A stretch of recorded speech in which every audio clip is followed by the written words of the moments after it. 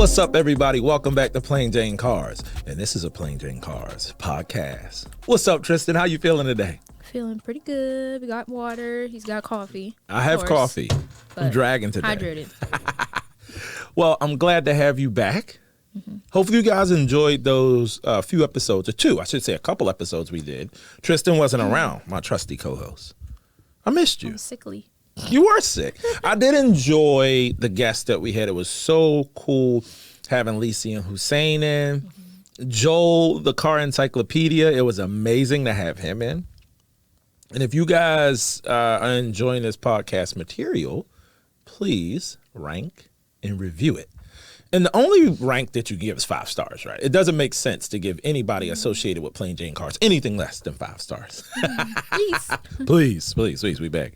Yeah, and if you could subscribe to the podcast, I appreciate it. I got some feedback from a few people after the first podcast posted, and I appreciate the encouragement. Like, people kind of liked it. And we didn't really talk about a whole bunch except ourselves, really, right? Yeah, nothing car related. Just kind of the background, history.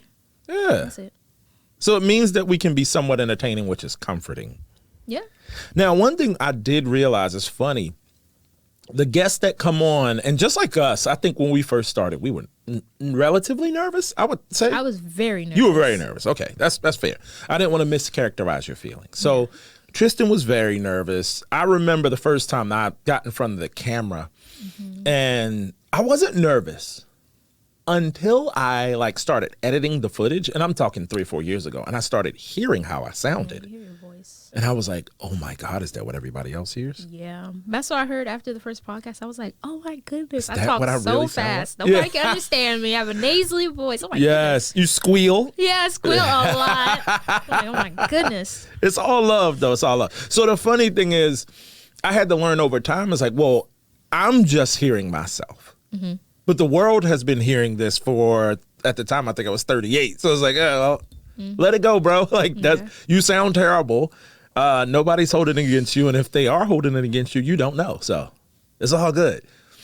My point is, I think Lisi and Hussein, it's probably Lisi more than Hussein. I don't know. Was a little bit nervous because you don't know, right? You don't know, especially coming into the studio. We have these mics, all this equipment. It could be relatively not intimidating, but you just don't know, right? You don't know how the conversation's going to go. You know, I don't ask my guests to prepare. I do give them a little bit of an outline of what we're going to talk about, but I don't want to constrict or restrict, their free-flowing thoughts, right? I just want them to talk. And at the end of it, we realized we didn't cover some important topics. Because we were just talking, and I looked at the clock. We have a clock in here, of course, and I was like, I got to wrap it up. Yeah. But fortunately, they said they would come back on. That made me smile. Good. So hopefully in the not too distant future, we'll come back on and we're going to talk about Hussein's experience in TX2K, the event that Tristin and I mentioned in our first episode. Pretty big event and a big deal to have somebody that's, drove his car in it for the last few years. I think the last 3 years or so. Pretty interesting, right? It's cool. So FD. Next week. It's starting up, baby. I've been waiting since October. I know, right? It feels like it's forever when you are a fan of something and it kind of goes on hiatus, right? Well, they changed so many rules, too. It's going to be good this year. Really? Yeah, because there's huge problems with the judges. And I can understand the frustration. I think people that truly enjoy sports, whether it's NFL all the way to motorsports, they just try to enjoy the sport for what it is, regardless of the commentators that can be annoying sometimes.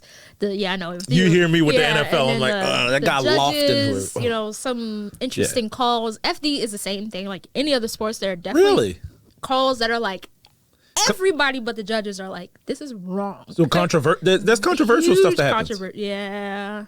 With calls, FD is interesting. There's quite a few. It's interesting in this light, right? And I want you to keep riffing here because I don't really know FD that well.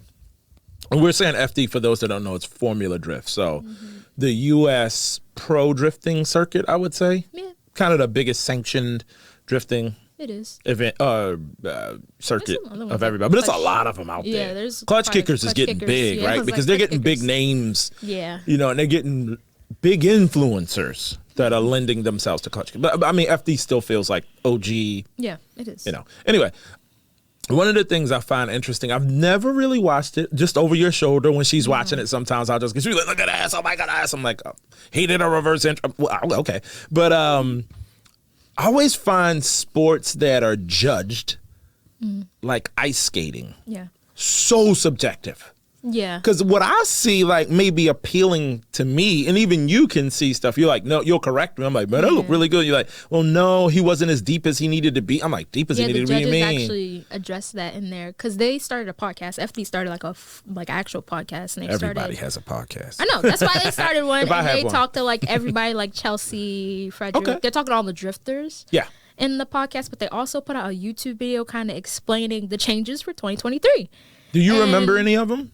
There's going to be, the biggest one is that there's going to be rotating judges. That was the like thing. Because they have like a style judge and a line judge. Okay. And I forgot what the third judge is. I'm just No worries. Yeah. No but worries. They have 3 judges that specifically grade 3 things, right? Okay. Whether they're doing their lead run or their chase run, or even when they're doing their, oh my goodness. The first run that they grade to like who's in, to rank them so that they can figure out who they're It's like a practice against. run or something like that. Not necessarily qualifying run. Qualifying. Yeah, they grade that, right? So the individual runs. Okay. Now they have rotating judges. I didn't watch the whole video to see how that's going to work, but there's going to be new judges introduced that have experience drifting because that was a big complaint that some of the judges never drifted, right? Yeah. So they're like, what are you talking about? You don't know the technicalities, and they have something called a decel light on all the cars.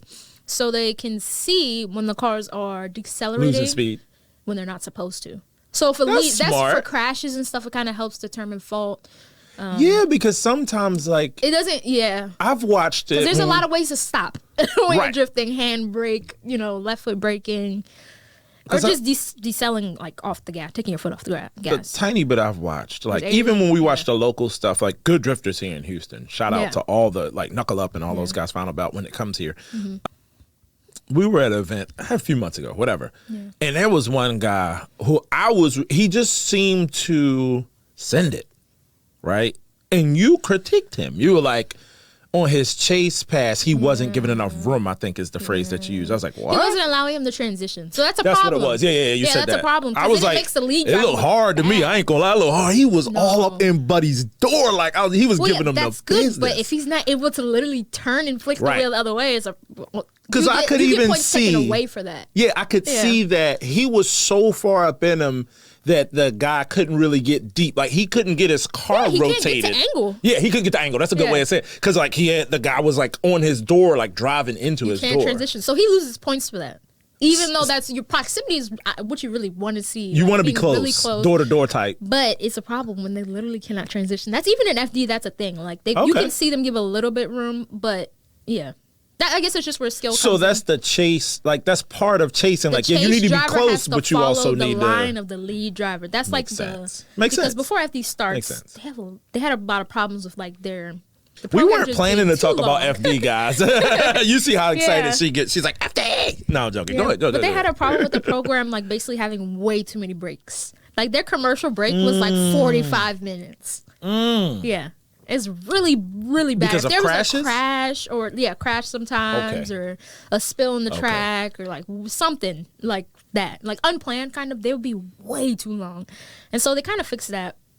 What I'm saying is like, that's happened before to kind of place blame. They have a decel light, so they're changing that and they're actually introducing, I think F1 has it. It's like live, all the physics and stuff you can see with the car. But live, I forgot what it's called, like data. Just like the live data. Is it called the telemetric? Somebody's going to... telemetric, yeah. Oh, yay, because I'm like, I think that's the word, but I don't want to be wrong. So they were already doing that last year. Towards the end of the year, you can see like they were showing during the broadcast, like the entry speeds of the drivers. Sure. So it's like some of them over 100 miles an hour. It's just insane. I think in NASCAR they did for a little while. They might still be. I stopped watching NASCAR for some reason. Yeah. But they used to show steering angle, how far, like the degrees of turning the steering wheel. Because like they need more they had a meter for the brake, like how much brake, how much throttle. Like it showed. They're doing the same thing. They're taking he said we're taking some of the stuff that F1 does. I wonder how they're putting it on all those guys' cars. Exactly. Yeah. So he talked about that too. It's already been there. Very tested it different. last year. F1's the same. Like you could see NASCAR doing it because like they're all relatively the same car, essentially. That's what makes it competitive. Right. But in FD, that's why they're doing it. They need to see that because a D-cell light on, they're all different cars. So the D-cell light may not be an accurate representation of what's actually going on or why they're decelling. Okay. So when you have both like live, I guess, telemetry data. Telemetry.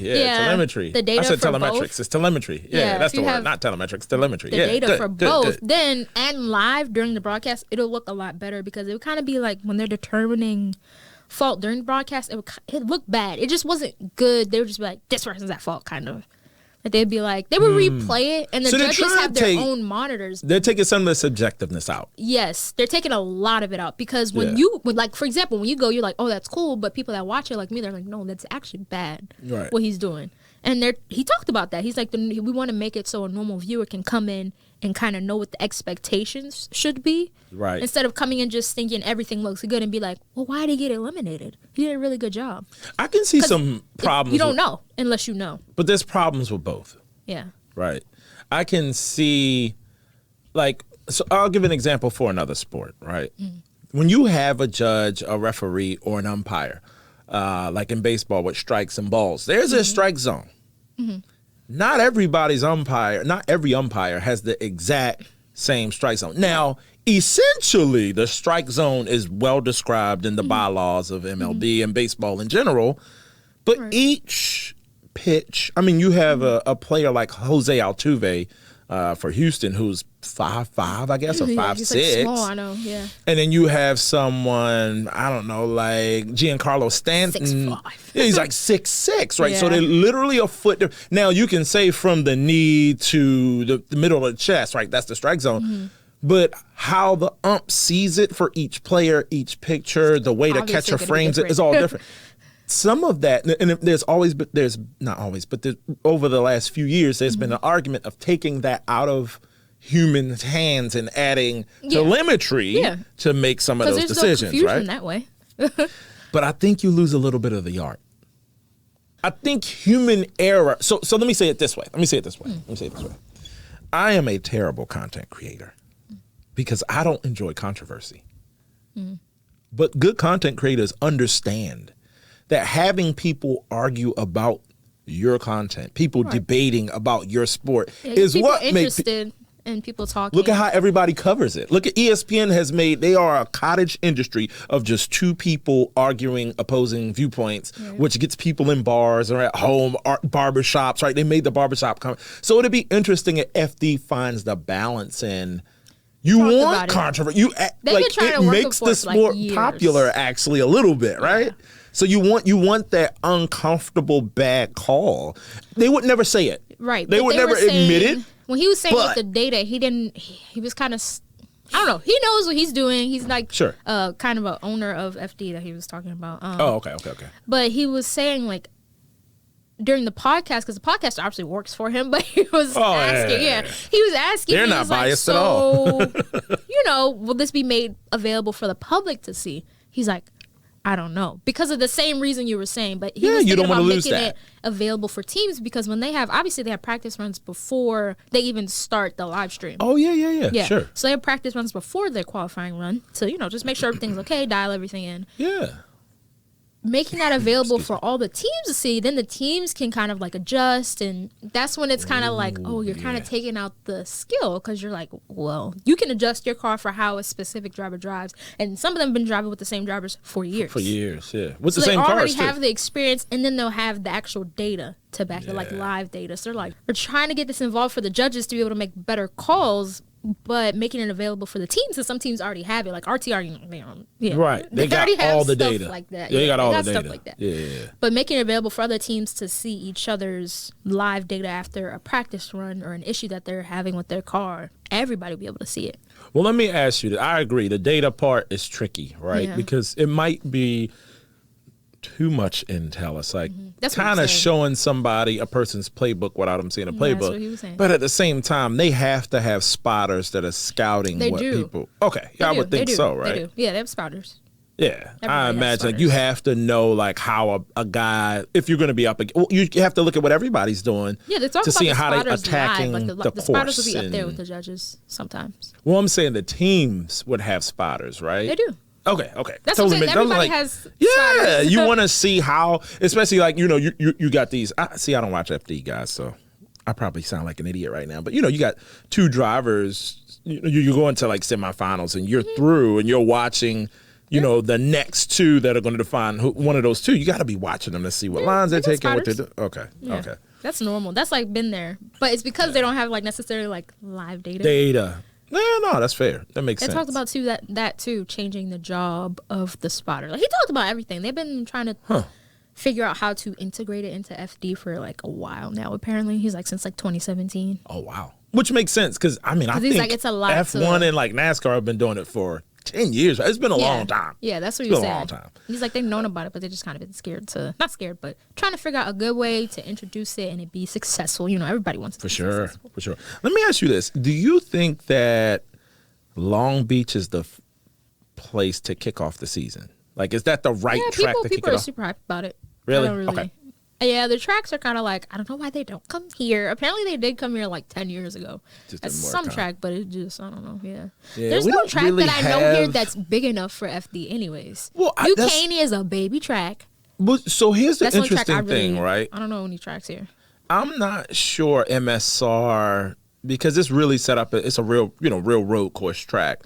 But I mean, there's some cool turns, and I think it would be, I guess it may not, it should be wide enough for two cars. But I would think it'd be interesting to.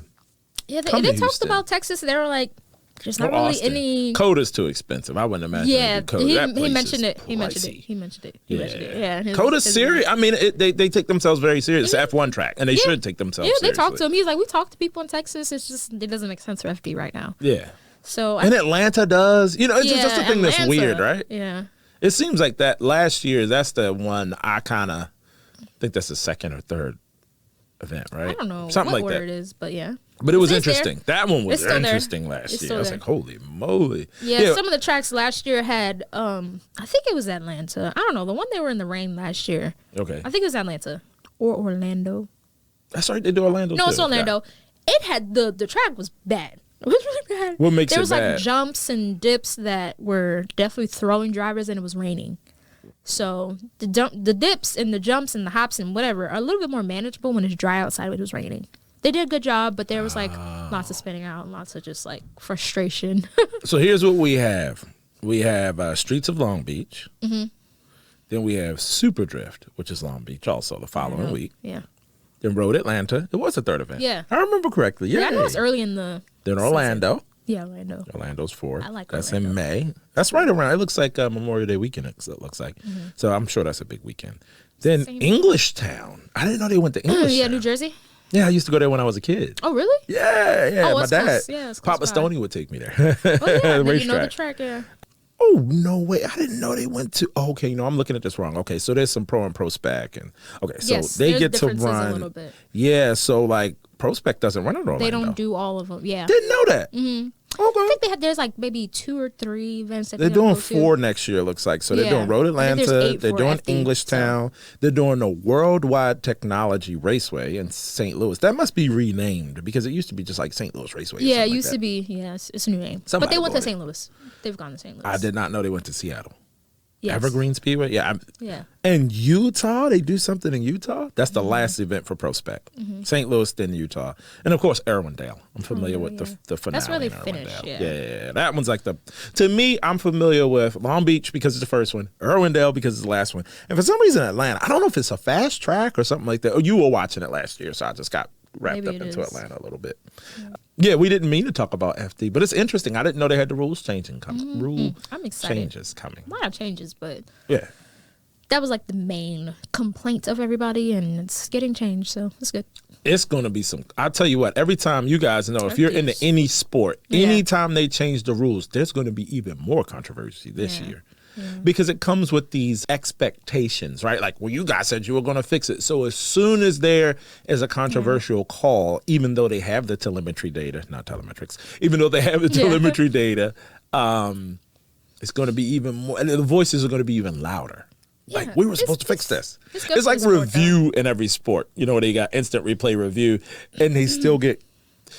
One I think of is in the NFL when they adjusted to the catch. Like, they redefined what a catch is because of something that everybody in the world said. He caught the ball. It's Cowboys thing, but years ago. So they changed the rules to like redefine it and, you know, like, well, this can't happen. It's like, how hard is it to define a catch? And you look at it on a video and it's like, no, he caught the ball. The ball's definitely caught. Like, in his hand, under control. Yeah. But it caught everyone after that when it was like, there's still subjectivity. Yeah, they're trying to take a lot of because a lot of drifting has to do with style. How a driver just drives. Ice skating. Yeah, it just had, Ice skating. Yeah, it has a lot to do with just style, preference, you know, stuff like that. You know, some words, like, I think of words that are like almost. Trying to grade that against somebody else is kind of hard. So they're trying to make it less of that. It's intangible, too. There's things like, I don't know if this word is appropriate to use in driving. Style is a word that I agree with, but I'm going to add this one to it, and I don't know if it makes sense. It factor. Charisma. Yeah, that's what they call it. That's what so X factor, that's the word I would use is charisma. I've driven, when I used to drive crazy, and I have some friends that can vouch for me. Chris, my brother, Uncle Ben, Bobby Moore. There are people that would drive me and be like, yo, you drive different. Like you when I ride with you, you make a car feel fast. And people have that. Yeah. You can get in and like you could drive it.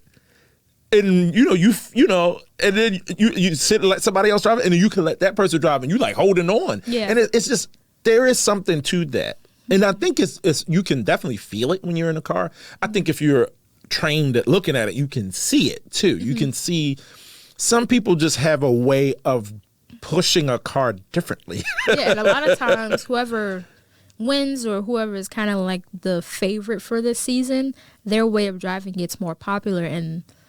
I won't say the other drivers kind of change their style, but things become more popular. Yeah. Things become more popular. Like they said it was like 10 years ago when everybody decided to go over the 1,000 horsepower mark. Right. And it's like almost like a requirement. Now Even you though have FD to never said that your cars have to be that to fast. To compete, you need to be around 1,000 But horsepower. now it appears that way. Yeah, it's just progressed that way. Yeah. Naturally. And there's just natural progression that they're like, wait, that they have to adjust to because there's things that are happening that there aren't necessarily written rules for. Right. Because it's just natural progression of a sport. Yeah. It's pretty cool. Their style of driving, I think, is changing, too. Something we talked about, I think, on another podcast a while ago. Or maybe it was like a private conversation that we had. Popular now. Right? Being like 6 inches from somebody's doors. That's like a the thing almost. To do now, right? That makes you competitive. Yeah. Dude. It's always awesome to have a genuine conversation on the podcast. Right. So we rode down here together and we were like, what are we going to talk about? I'm like, I got a couple ideas. And look, FD. FD, love FD.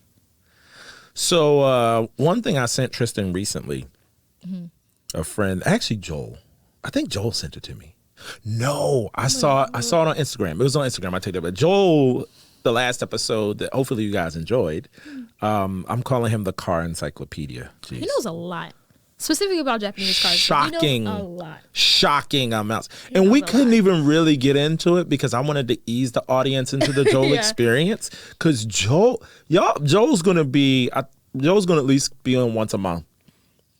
And we're going to do a lot of car topics. Like, we're just going to talk about different stuff because his wealth of knowledge should be like monetized in some way. Somebody should pay him for how much he knows. He knows a lot. It's scary. It's weird. Yeah. It's weird is the right word too. We love you, Joel, but it's scary how much he knows. But anyway, so he sends me car stuff. I was getting confused. This was off Instagram.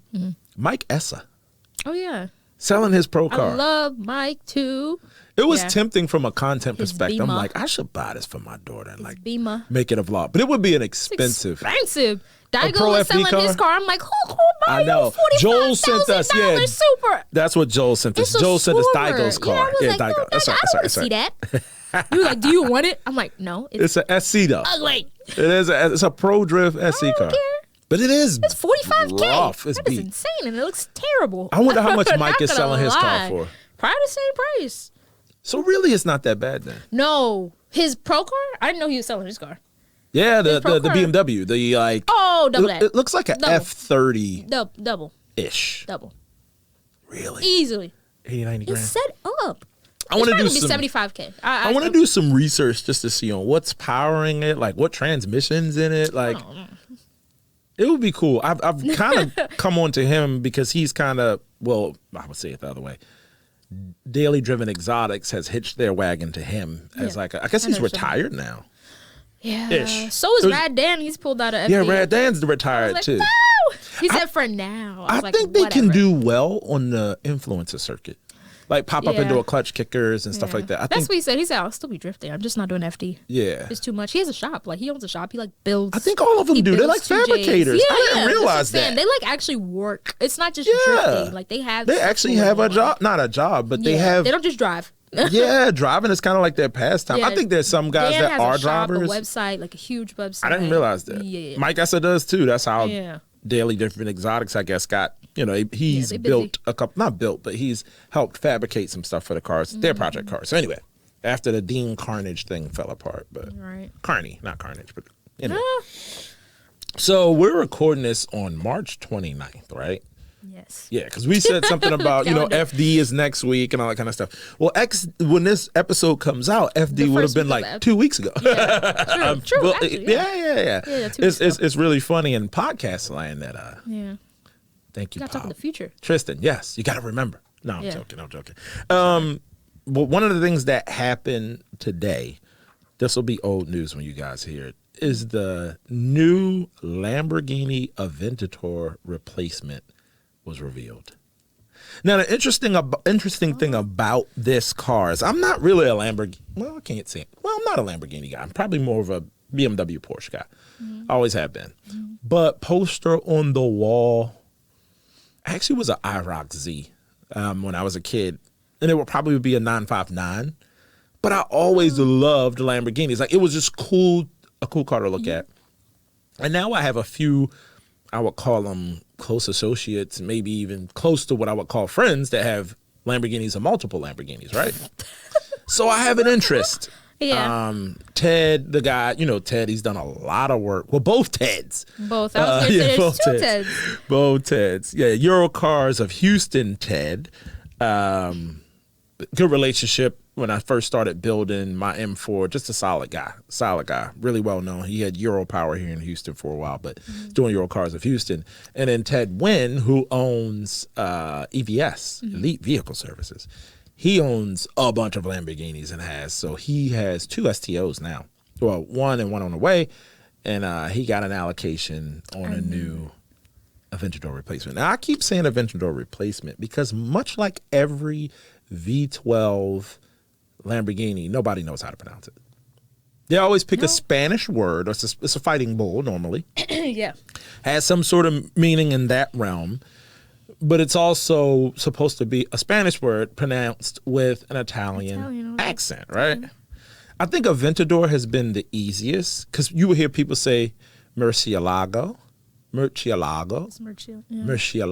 there's so many different ways to say it, right? Murcielago. Like, it's like, God, how do you say it?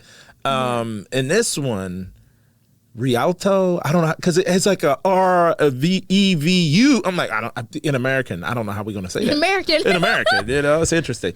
The one thing I found interesting about the car, and I'll be very brief about this, a lot of people thought the V12 was going away. Yeah. I would say most people are like, it's the end of the V12. Because people are like, it's the end of engine. End of the ICE or internal combustion, right? Yeah. The interesting thing that I found is they revealed that the V12 wasn't going away maybe about a month or so ago. It was earlier this year, right?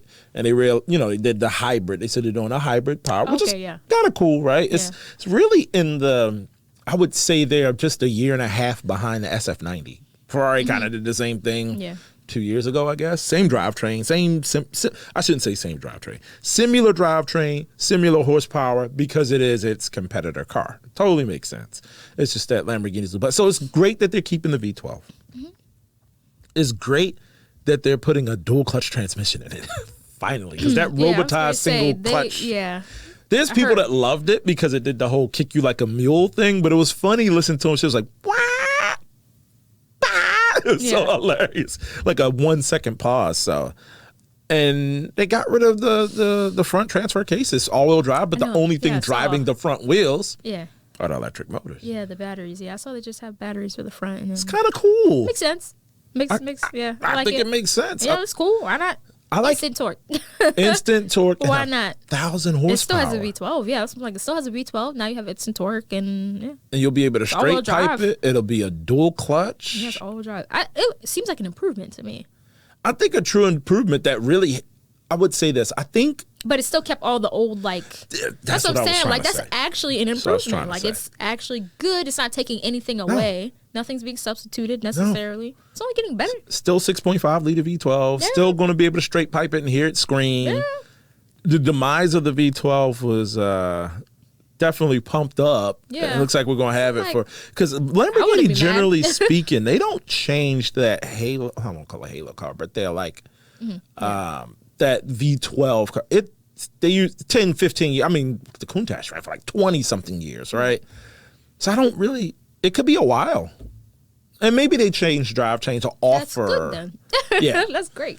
I can see them doing a full electric one at some point, right? While they're still maybe offering the hybrid, or because that's one thing that Lamborghini does. Well, we've talked about this in other podcasts. Every car maker does that. You got to make the most out of a platform, right? Right, yeah. So they're going to stretch it. They offer a hybrid. They offer electric. They got one without it. Look at the XM. Yeah. Corvette's doing it now. Really interesting. Yeah, they have the same thing. Now.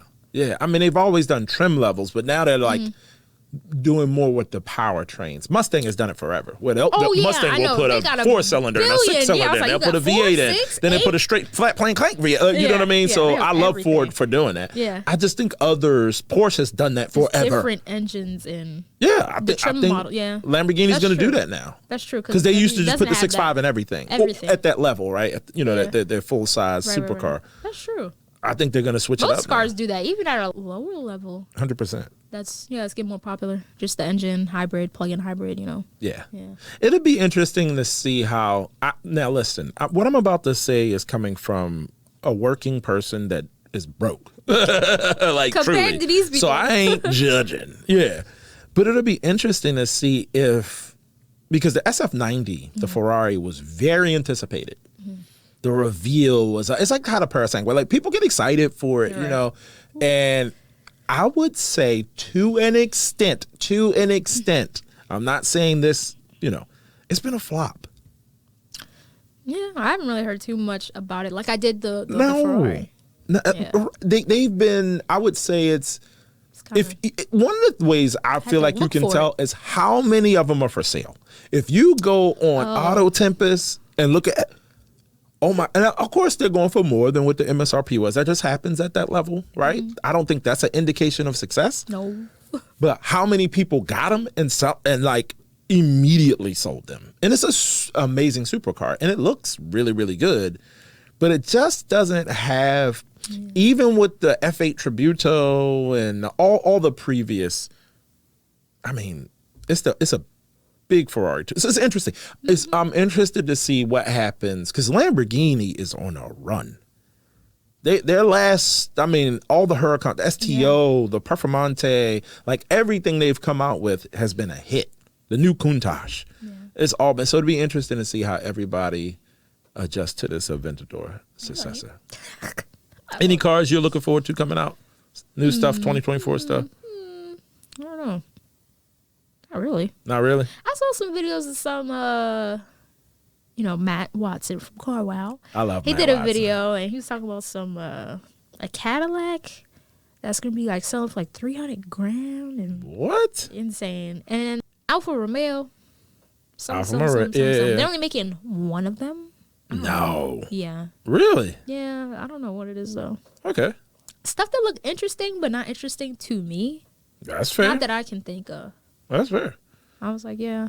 The Mustang, I'm cool with the Mustang. I'm looking forward to the Mustang, right? I like the Mustang. I was never really a fan or against the Mustang until Cameron, her brother and my son, he low key went through a phase of liking Mustangs. Me and Cameron agree. Out of all the Mustang, Camaro, Charger, Challenger, Mustang's on top. Now Cameron likes a Camaro more. Now. That's insane though. Now. Yeah, now he likes the Camaro more. But I'm like, no, the Mustang is on top. Yeah. Yeah. If I had to get one of them, it would definitely be a Mustang. By a long shot. Depends on what I'm doing. By a long shot. That was funny. Well, one thing I wanted to mention on a Lamborghini before we move on, is I will say, it really looks like the Sion.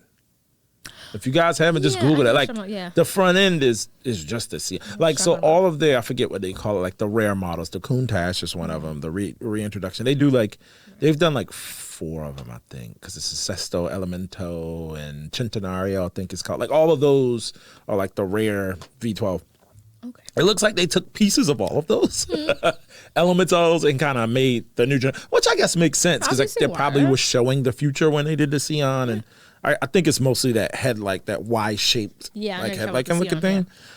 Not the air intake is different, but that looks like off the Centenario. The back is completely different. I love like the exhaust looks like 2 big jets. I can't wait to see one in person, and I know we're gonna have a bunch in Houston because Anyway. We're actually looking forward to doing some different content, too. I actually finally have the bug to go out and do some recording. So we're going to do a photo shoot in the next coming weeks, which I think is going to be interesting. And one of the things we're going to talk about, so I'm going to do kind of like some combo content, if that makes sense. I've gotten a few people, to me, a lot of people I don't even know, over the years, I can say over like the last 3 years, that have asked me my opinion on raps.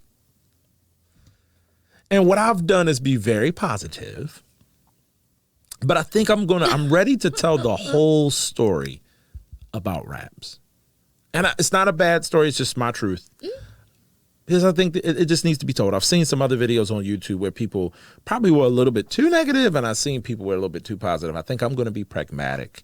Going to talk about my car, the Celestial Unicorn, and why I never did like a reveal transition video, which I started, and a set of 3-piece wheels that a person has been working on in Houston for almost 2 years now. Yeah. And I don't like putting people on blast, but it's time to talk about some of the underbelly of the car community, not car community, like the car industry, how things just, they don't go well, right? Mm-hmm. And I don't like being controversial, but it's time to air some people out. Yeah. So we'll do a little bit of both. Some of it will be YouTube exclusive content, but we'll also talk about it on a podcast too for our podcast listeners. Hey, shout out to our new subscribers. Is that what they're called on podcasts? They're subscribers, right? I don't know. I think so. Listeners. Followers, subscribers. Followers, listeners, subscribers. Thank you for the reviews. I actually read those reviews. It's like comments in a way, right? Oh, yeah. So thank you for the reviews, everybody that reviewed the podcast. Thanks for the text messages, everybody that text. And thank you to the guests. Looking forward to some new guests. We actually have a guest coming up on the next podcast. Super excited about this. Okay. This is going to be a fun ride. You guys, thank you for coming along for the ride. We enjoy this stuff, especially when me and Tristin get together and talk. I mean, I like guests, but, it's just a little different. Mm-hmm. Yeah. If you have an opportunity, check out the YouTube channel, Plain Jane Cars. And if you aren't subscribed, figure out which platform works for you. We're on every platform where you can get a podcast. Mm-hmm. Check us out. We'll be coming to you weekly. We're figuring out what time. We were going to do Wednesday at 8. Maybe we'll be sliding to Thursday. But if you're subscribed, it'll pop up on your feed. You got a new Plain Jane Cars podcast. It's true. You get a notification. Yeah, turn them notifications on. That's super cool. Well, again, we appreciate you guys. And like we always say in every episode, we'll see you in the next episode. Peace.